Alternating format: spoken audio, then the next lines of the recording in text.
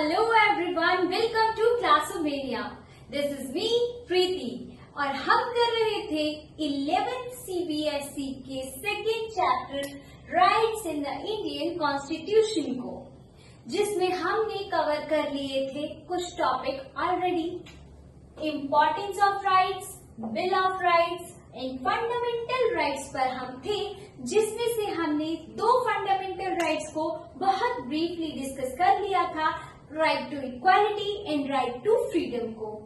अब इस वीडियो में हम कवर करने वाले हैं बाकी के फंडामेंटल राइट्स और directive principle of state policy and the other last topic also. So before starting the chapter, मैं आपको सिर्फ इतना बोलना चाहती हूँ कि अगर आपने मेरा फर्स्ट पार्ट वाला वीडियो नहीं देखा है तो पहले आप उसे देखिए, ताकि आपको इस वीडियो को देखकर चैप्टर अच्छे से समझ आ सके।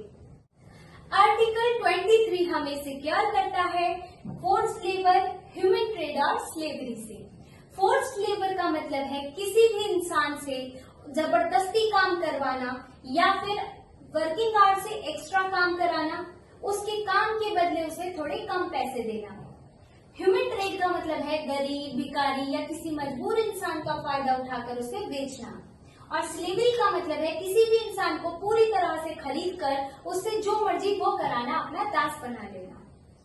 आर्टिकल 24 बात करता है चाइल्ड लेबर को बैन करने की। कहीं भी 14 साल से कम उम्र के बच्चे से काम कराना एक अपराध माना गया।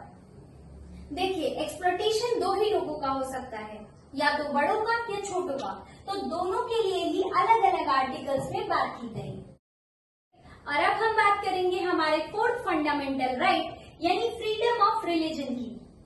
इंडिया में मेजॉरिटी तो हिंदूज की है, लेकिन हमारे कॉन्स्टिट्यूशन ने हमें ये राइट दिया है कि हम फ्री है अपने रिलीजन को प्रमोट करने के लिए और किसी रिलीजन को अडॉप्ट करने के लिए भी। कभी भी स्टेट इंटरफेयर नहीं करता, या फिर यहाँ पर इतने राइट्स मिले हुए हैं कि कोई भी किसी अदर रिलीजन को गलत नहीं बोल सकता। लाइक आर्टिकल 25 to 28 के बीच जो भी बताया गया है वो सब हमें सेटिस्फाइड करेगा, चाहे हम किसी भी रिलीजन के हों।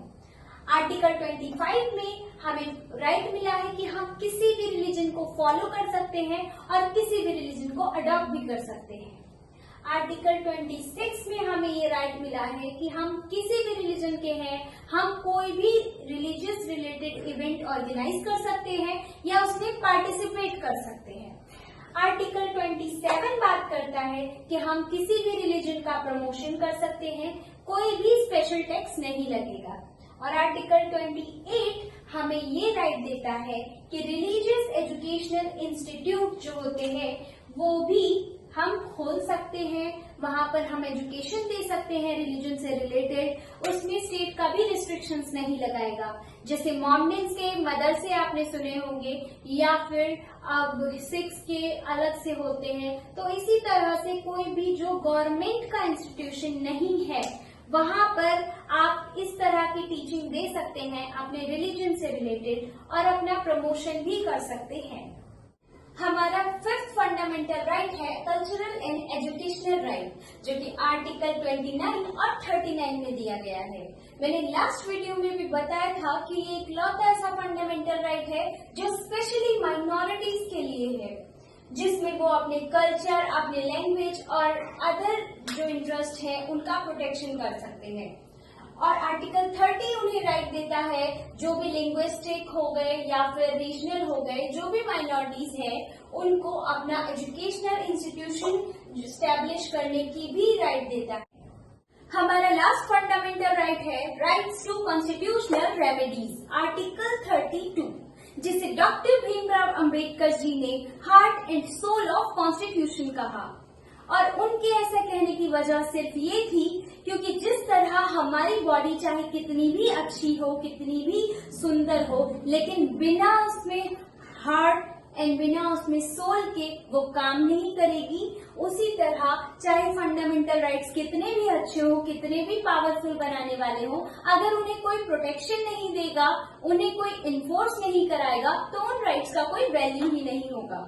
सो ये एक राइट ऐसा था एज रेमेडी, एक उपचार। किस चीज का उपचार? कि अगर आपके किसी भी फंडामेंटल राइट को कोई वायलेट कर देता है तो आप उपचार के लिए कहाँ आ सकते हैं? हाई कोर्ट और सुप्रीम कोर्ट के पास आ सकते हैं। कॉन्स्टिट्यूशनल रेमेडीज सुप्रीम कोर्ट और हाई कोर्ट को ये पावर देता है कि वो किसी भी इंसान के लिए या किसी भी ऑर्गेनाइजेशन के राइट्स के लिए आवाज उठाएंगे और रिट जारी कर सकते हैं। सुप्रीम कोर्ट आर्टिकल 32 और हाई कोर्ट आर्टिकल 226 के थ्रू। रिट्स 5 टाइप्स के होते हैं और क्योंकि कॉन्स्टिट्यूशन में फंडामेंटल राइट्स पार्ट 3 में है और 32 आर्टिकल के थ्रू सुप्रीम कोर्ट रिट जारी करता है, तो मेनली अगर आपके कभी भी किसी राइट को कोई वायलेट करता है तो आपको जरूरी नहीं है कि पहले हाई कोर्ट जाना है, आप डायरेक्ट सुप्रीम कोर्ट में भी जा सकते हैं। लेकिन सिर्फ आपको ये बताना होगा कि आप हाई कोर्ट में क्यों नहीं गए। एंड रिट्स जो 5 टाइप के होते हैं वो है habeas corpus, mandamus, सर्टियरी, prohibition and cure warranto. ये सारे ही वर्ड शायद आपको थोड़े टफ लगे क्योंकि ये सारे वर्ड जो हैं वो लैटिन लैंग्वेज के हैं, लेकिन इनका मीनिंग बहुत ही यूजफुल है और आपको पता होना चाहिए क्योंकि हमें लाइफ में, अभी तो आप लोग स्कूल में होंगे या कॉलेजेस में होंगे, लेकिन आगे चलकर कभी भी किसी को भी कोई सिचुएशन इनमें से फेस करनी पड़ सकती है। सो उसके लिए आपको पता होना चाहिए। सबसे पहला रिट जो हमारी सुप्रीम कोर्ट या हाई कोर्ट जारी कर सकती है वो है हैबियस कॉर्पस, जिसका मतलब होता है टू हैव द बॉडी। जैसे कि हमने पहले ही पढ़ा था कि कभी कभी नेशन अपनी सिक्योरिटी का ध्यान में रखते हुए आपको बिना किसी रीजन या फिर किसी शक के बिना पे भी अरेस्ट कर सकता है। लेकिन अगर आपको आपके अरेस्ट होने की वजह ही नहीं पता या फिर वो बेबुनियादी लग रही है तो आप अरेस्ट होने के बाद सुप्रीम कोर्ट में ये अपील कर सकते हैं। उसके बाद सुप्रीम कोर्ट रिट जारी कर आपको 24 घंटे के अंदर अंदर अपने पास मतलब बुलवाएगा, आपकी सुनवाई कराएगा। अगर आप निर्दोष होंगे तो आपको वो रिहा भी कर देगा। सेकंड रिट जारी होता है मैंडेमस, जिसमें हम इसे शॉर्ट में समझें तो वर्क प्रॉपरली। अगर सुप्रीम कोर्ट को लगता है कि कोई भी ऑर्गेनाइजेशन, कोई भी ऑफिसर या कोई भी अपना वर्क सही से नहीं कर रहा है तो सुप्रीम कोर्ट उसमें फटकार लगाकर अच्छे से उसे ऑर्डर दे सकती है कि वो अपना काम ढंग से करे। थर्ड है हमारा सर्टियरी। इसका मतलब है कि सर्टियरी और प्रोहिबिशन एक तरह से सेम ही है, लेकिन मैं आपको एक एग्जांपल देकर समझाती हूँ। जैसे आप कभी कुछ काम कर रहे होंगे, पीछे से कोई परफेक्शनिस्ट आता है और बोलता है अब आप हट जाओ, अब मैं इस काम को करता हूँ। काफी बार आपको घर में ये चीज फेस करनी पड़ी होगी। सो जो सर्टियरी है वो काम होने के बाद आता है सामने वाला और बोलता है कि क्या किया है क्या नहीं किया है। और प्रोहिबिशन में क्या होता है कि पहले ही आकर आपको हटा दिया जाता है। अगर कोई मैटर हाई कोर्ट के पास है या डिस्ट्रिक्ट कोर्ट के पास है तो सुप्रीम कोर्ट उसे अपने पास ट्रांसफर करा सकता है आफ्टर डिसीजन कि इसका रिकॉर्ड मुझे दो, और उसके बाद वो दोबारा से उसमें रिव्यू कर सकता है।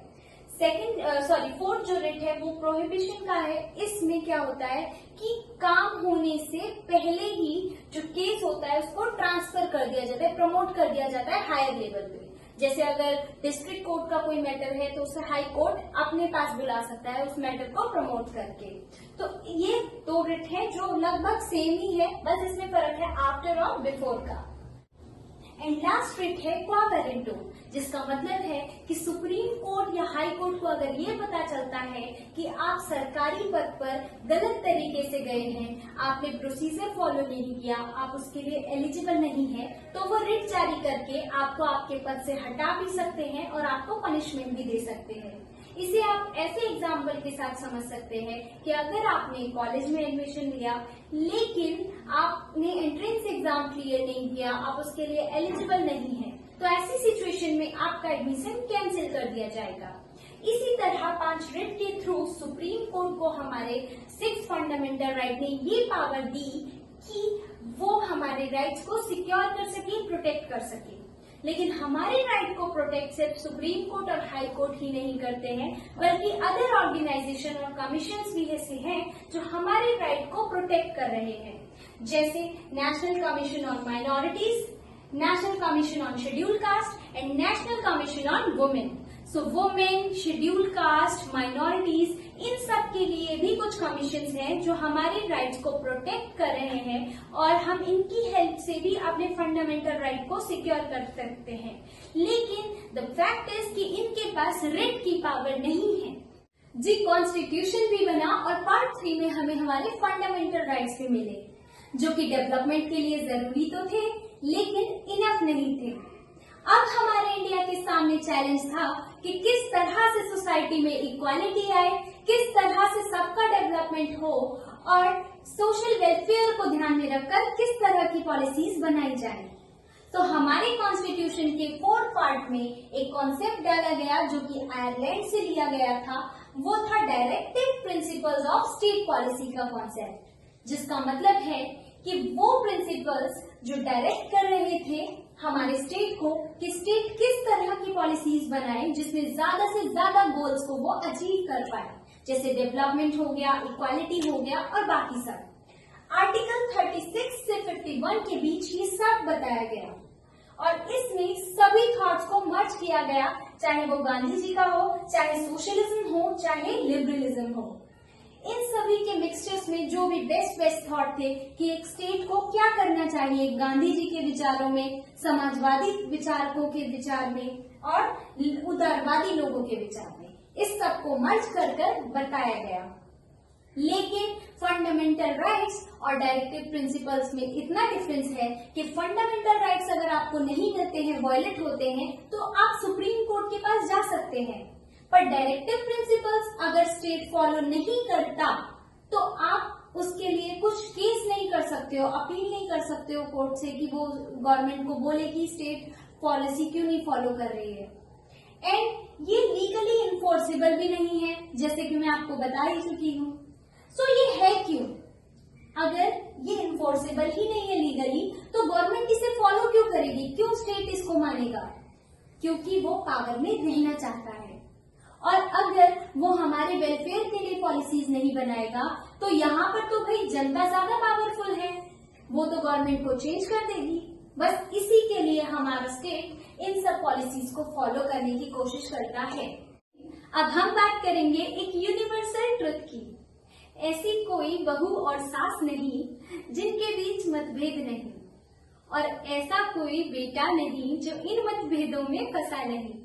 तो बेटे को फंसने दीजिए और हम चलते हैं अपने कॉन्सेप्ट में, जहां पर सास है हमारी फंडामेंटल राइट और बहू है हमारी डीपीएसपी और बेटा है हमारा गवर्नमेंट यानी सिस्टम, जो कि हमेशा फंस जाता है सास और बहू के बीच में। तो ऐसे ही फंडामेंटल राइट्स और डीपीएसपी दोनों ही एक दूसरे को पूरा करते हैं, लेकिन हमेशा गवर्नमेंट या सिस्टम फंस जाता है अपनी पॉलिसीज को लेकर, क्योंकि एक तरफ जहां बहू इंस्पायर करती है बेटे को नई नई टेक्नोलॉजी लेकर आने के लिए, वहीं कहीं ना कहीं सास रोकती है क्योंकि वो पुरानी परंपराएं और फंडामेंटल लिमिट्स को क्रॉस कर रहे होते हैं। हमारे कॉन्स्टिट्यूशन ने बात की हमारे राइट्स की, वेलफेयर की एंड डेवलपमेंट की।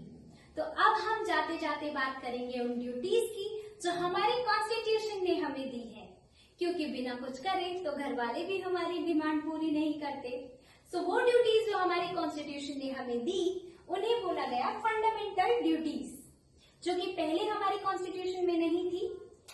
42th कॉन्स्टिट्यूशन अमेंडमेंट से 1976 में इन्हें ऐड किया गया और ये कॉन्सेप्ट लिया गया यूएसएसआर से। एंड पहले 10 थे एंड प्रेजेंट में 11 ड्यूटीज हैं जो कि हमें पे करनी होती है, लेकिन ये डीपीएसपी की तरह ही है, लीगली इन्फोर्सेबल नहीं है। हमारा नेशन हमें इतना कुछ देता है, बदले में कुछ ड्यूटीज हैं, जैसे अपने नेशन की रिस्पेक्ट करना, फ्रीडम फाइटर्स की रिस्पेक्ट करना, नेशनल फ्लैग, नेशनल एंथम, इन सब की रिस्पेक्ट करना। सो आई होप कि आपको ये चैप्टर अच्छे से समझ आया होगा। जल्दी मिलते हैं नेक्स्ट वीडियो में।